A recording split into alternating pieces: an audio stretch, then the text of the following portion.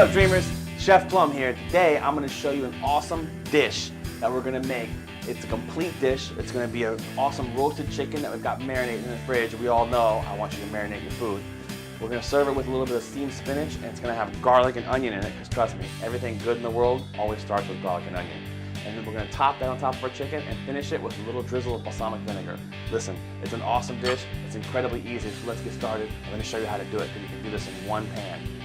So here's our chicken that we had marinated in the fridge. You can see it looks delicious in there, all those beautiful herbs. We're going to just put a little oil in our pan. You know, we're going to use about a half a teaspoon of oil, not very much. I'm going to reach in here in the bag with my tongs, grab the chicken, and we're just going to toss it right into our pan. Hear that sound, that sizzle? That is the sound of delicious cooking food. You always want your pan to sound like a angry snake, kinda. And you'll see a little wisp of smoke coming off the pan. That's how you know when it's nice and hot. So if any questions with this, you can look at the recipe. It's right here on the page on the website. You can find it. It's incredibly easy. I want you guys all to try this, because listen, when you cook a meal like this at home, you do it once, you can do it a bunch of times, because you've got the whole recipe in your head, and it's more about the technique than the recipe, you know what I mean? So that's kind of the idea.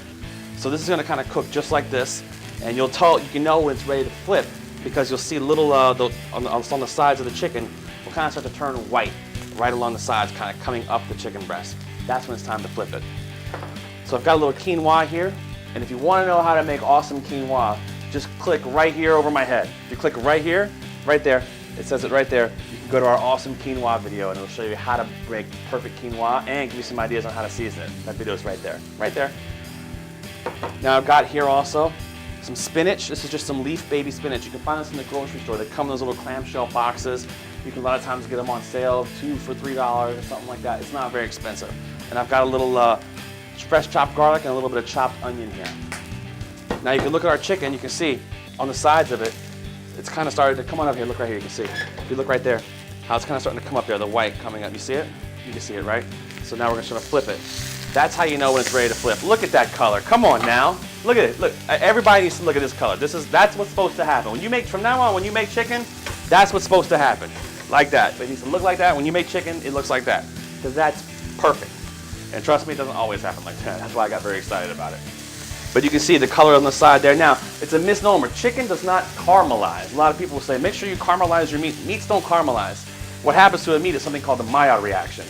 Sugars caramelize, so it's a little bit of a difference. So that's just a little bit of useless information for you as you move on down the road. So we're going to let this sear on the bottom, get nice and seared up. And a couple different things we can do here. Once this is nicely seared on the bottom, you can take the entire pan if you want and put the whole pan into your oven. Or you can save the dishes, which is what I like to do. And we're going to take the chicken off just like this. And we're going to put it right into our foil, right? And we're going to kind of wrap it up a little bit. Make like a little pouch, a little envelope. Now I'm doing that because I want to maintain that moisture. When you keep it closed like this, that moisture gets stuck in there and doesn't leave it. So we're going to keep it closed like this. That chicken's going to come out moist every single time. I'm going to pop this in the oven. The oven's on about 400 degrees. So now we got our pan here. I'm going to add a little bit of olive oil back in the pan, just the tiniest of little bits, not very much. And we're going to add our garlic and our onion to the pan. Give a little whisk around there.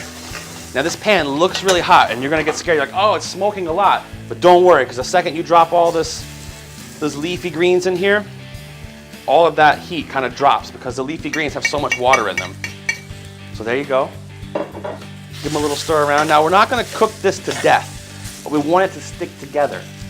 So we're going to kind of mix it up, and make sure you add a little pinch of seasoning to it. Don't forget, just a little bit of salt. Don't get crazy on it. I know, Shona, not a lot of salt, but a little pinch is good.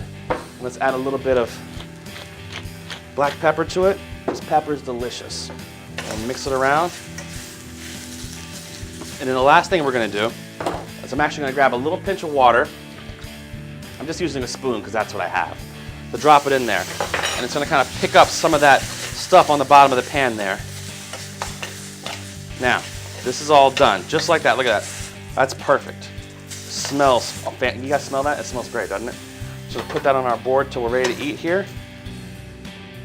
Just like that. Then, to plate up. This is the funnest part of all time. Plating up is so much fun. We're going to grab a plate. I like to use square plates because they look pretty, but you can use whatever you want. I'm gonna put it down just like this. You're gonna drop your quinoa. I like to put it right in the middle of the plate. So we got the quinoa on the plate ready to go. Our spinach is ready to go. And in roughly 15, 20 minutes, that chicken is gonna be ready to go. We're gonna pull it out of the oven. I can already smell it in here. It smells unbelievable. You guys can smell it. It's done awesome. So it should be just about ready. So see you in a few minutes. Chicken's done. All right, here we go. Let me reach in here. Pull it out. All right. Let's see what we got here. Look at this. Oh, look, get in the shot there. Look at all that moisture in there. Doesn't that look fantastic? Look at that. You can kind of see. And that's from cooking it inside the foil pouch. When you cook it inside that foil pouch, you're gonna maintain all that moisture, all that goodness. So now what we're gonna do is we're gonna slice this up. Put it on your board.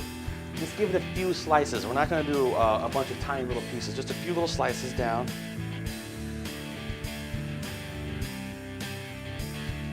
Like that. I'm gonna slide it up on my knife. That there. Take our spinach mixture. Look at that. Come on now. Come on now. Take a little bit of our balsamic vinegar. Just gonna drizzle a little bit of that right over top of this. Kind of let that drip down. Look at that. Come on. There you have it. This smells delicious. I'm looking forward to trying this. I hope you guys try this at home. It looks awesome and it's incredibly healthy. I'm Chef Plum, dreaminggreengirl.com. Thanks for checking us out. More stuff to come. See you later.